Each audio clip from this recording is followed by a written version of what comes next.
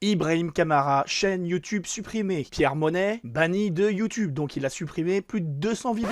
Des personnes qui avaient plus de 100 000, 300 000 abonnés et énormément de vues, des millions de vues, mis de côté, chaîne supprimée. Donc on va essayer de décortiquer tout ça, je vais vous donner toutes les explications et également des suppositions. Et bien sûr, vous en profiterez également pour laisser en espace commentaire, eh bien, vos avis. Donc déjà, pour prouver que la chaîne de Ibrahim Kamara est complètement supprimée, on va passer sur mon écran. Let's go. Donc là, on est sur la recherche Google. On va aller taper comme ceci Ibrahim Kamara, on voit la chaîne d'Ibrahim Kamara qui est présente ici, on clique dessus et là, cette page est inaccessible, désolé, essayez d'effectuer une autre recherche. Donc là tu vois bien que l'URL, c'est bien celle de Ibrahim Kamara, sa chaîne est supprimée, totalement supprimée. Voilà. Ensuite, Pierre Monet. Pierre Monet avait fait, lui, tu vois, il a presque 300 000 abonnés, énormément de vues sur sa chaîne et pourtant il a supprimé plus de 200 vidéos. C'est quand même pas rien, plus de 200 vidéos. Donc là, il le dit bien, ma chaîne a été bannie. Il explique l'histoire, donc je vous suggère vraiment d'aller voir cette vidéo dans son ensemble. Si vous voulez en savoir plus, il a fait d'autres vidéos explicatives, mais nous allons quand même décortiquer le pourquoi du comment, ce que moi j'en pense de tout ça. Donc, en ce qui concerne Pierre Monet, en ce qui concerne Ibrahim Kamara, pour moi, il y a quelque chose qui est lié. Il y a une relation entre les deux. Tout comme d'autres personnes qui ont eu des problèmes avec leur chaîne YouTube, pour moi, c'est une histoire simple, c'est une histoire de monétisation, d'argent et donc de termes. Et oui, parce que tu le sais, YouTube, Google, ce sont des grosses sociétés. Et donc, il y a des choses, forcément, avec tout ce qui se passe avec l'algorithme, l'IA, donc l'intelligence artificielle, ce qui fonctionnait avant n'est pas forcément ce qui peut fonctionner aujourd'hui. Et donc, certaines choses qui se sont passées avant, aujourd'hui, avec certains robots, certains mécanismes, eh bien, ça peut être refusé aujourd'hui.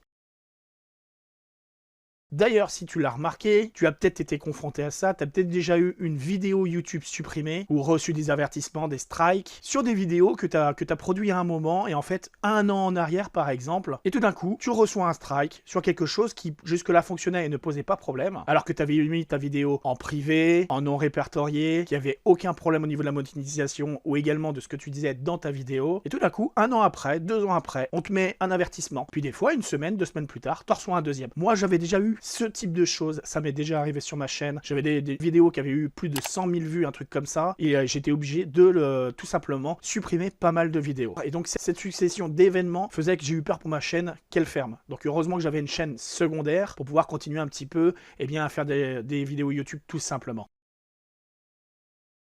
Donc là, vraiment, qu'est-ce qui se passe? Eh bien, tout simplement, quand tu fais une vidéo YouTube, selon ce que tu vas dire dans ta vidéo, tu sais très bien qu'avec tout ce qui est sous-titrage vidéo et tout ça, actuellement YouTube est beaucoup là-dessus sur tout ce qui est sous-titrage automatique. Et d'ailleurs, regarde à l'écran, je suis l'une des personnes qui avait créé cette vidéo-là avec un petit code spécifique à l'époque pour créer des sous-titrages qui se mettaient en automatique sur YouTube. J'étais l'un des premiers à parler de ça. Et d'ailleurs, c'est pour ça que j'ai eu des vidéos qui étaient référencées concernant les sous-titrages, même les sous-titrages dans toutes les langues. Donc des vidéos qui marchent quand même plutôt bien à ce jour, même si là, ça fait 2 ans que je faisais plus de vidéos, donc j'ai repris les vidéos il y a seulement 2 mois, eh bien YouTube a bien changé. Donc je suis obligé de recommencer tout mon référencement, mais ça c'est pas grave, ça m'empêche pas d'être premier en SEO local et également d'avoir été des chaînes à se développer sur YouTube. Et d'ailleurs mes récentes vidéos prouvent aussi que je me démarque en SEO référencement.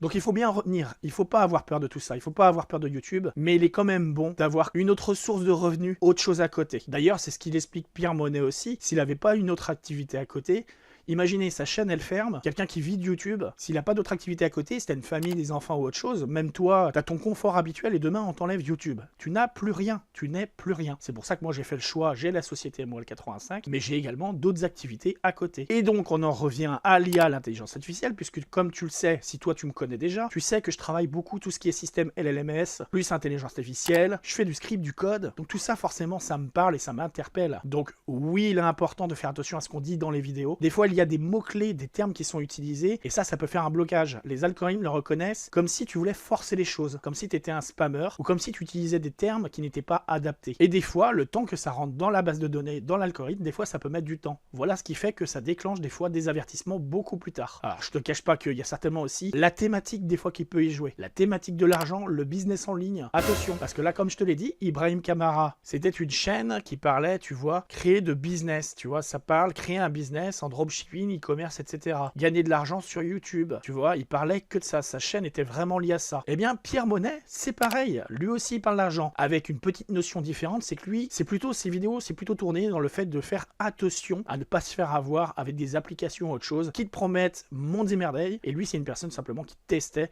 directement ce qui fonctionne ou pas et qui donnait directement son point de vue sur tout ça. Donc déjà, bravo à toi Pierre Monet pour tout ce que tu faisais et peut-être j'espère que tu continueras à faire. Donc voilà, je te laisserai, t'inquiète pas, tous les liens en description de cette vidéo. T'hésites pas à booster cette vidéo au maximum, tu cliques sur le bouton booster, tu verras. Toutes les semaines, tu peux booster la vidéo d'une personne. Tu peux le faire toutes les 5 minutes, tu peux le faire 3 fois je crois par semaine. Donc t'hésites pas à booster mes vidéos. Si tu trouves mes vidéos utiles, et bien évidemment tu verras sur ma chaîne, j'ai plein de sujets différents. Partage cette vidéo un maximum, abonne-toi avec la cloche de notification, porte-toi bien et moi comme je te dis, à la prochaine dans de nouvelles vidéos. Allez, ciao!